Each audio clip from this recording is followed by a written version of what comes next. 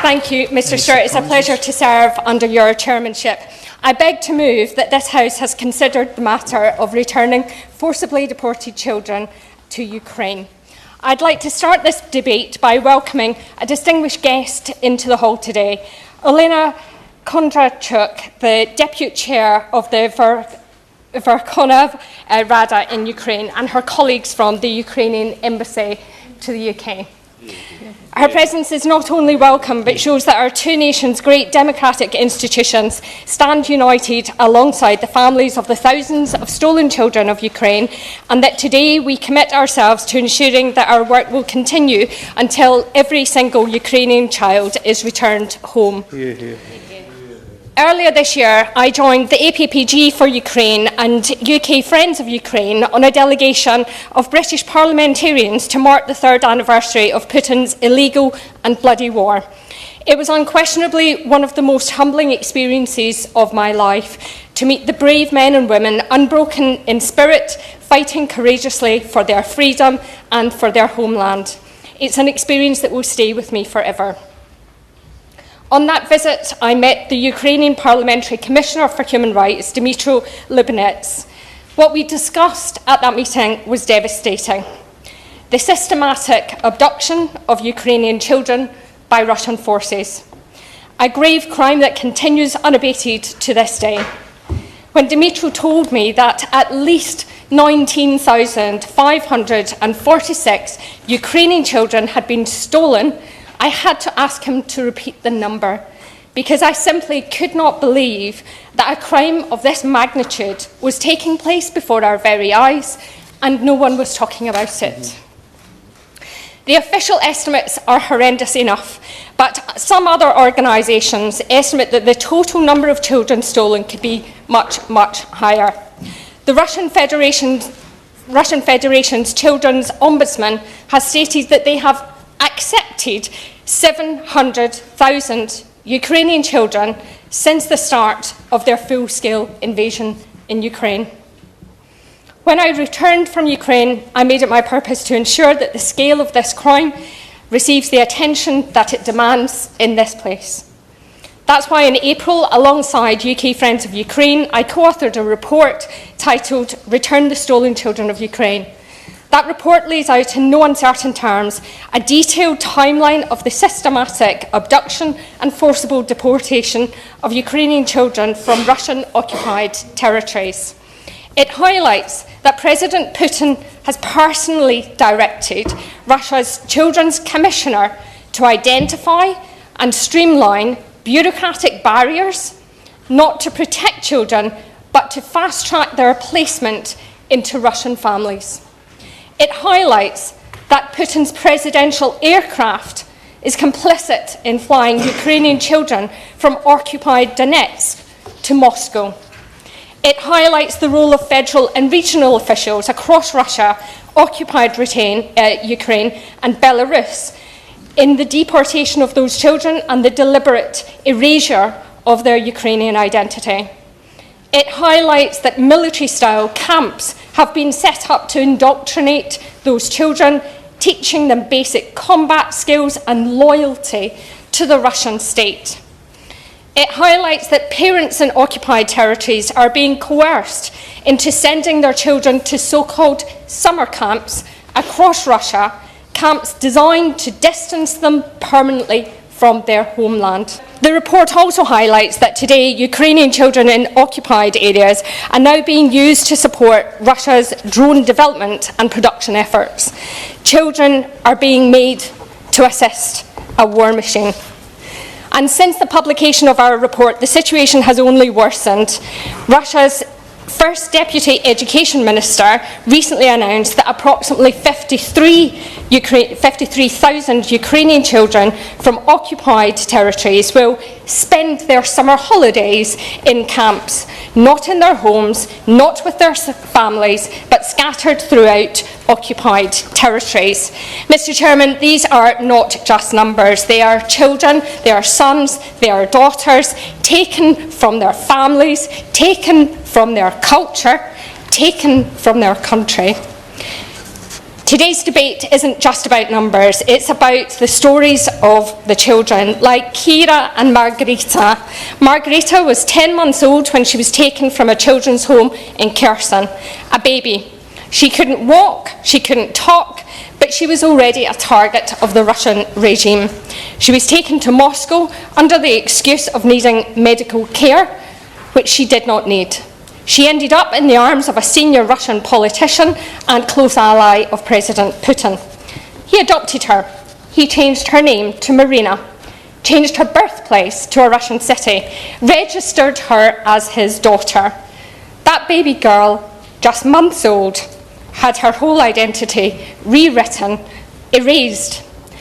Legally Russian now, the truth buried. And it isn't care, that's abduction in the uniform of bureaucracy. Kira was an 11-year-old girl from Mariupol. At 10, she lost her mother. Then, during the invasion, she watched her father die, shot by Russian forces on their balcony as he tried to save what little they had left. She fled with her father's partner, walking for a full day to reach her grandmother. Along the way, a landmine exploded. Russian soldiers came, and Kira was taken, separated from her loved ones, told she'd be sent to a remote orphanage in Russia if no one came to collect her. Weeks later, terrified and alone, she remembered she had a telephone. She called her grandfather. He found her traumatised but alive and brought her home.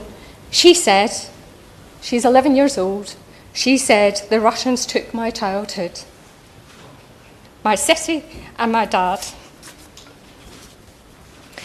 Kira was one of the first children rescued by the Bring Kids Back initiative, supported by the United Kingdom, which to date has helped return 1,307 children, including two children brought home over the weekend.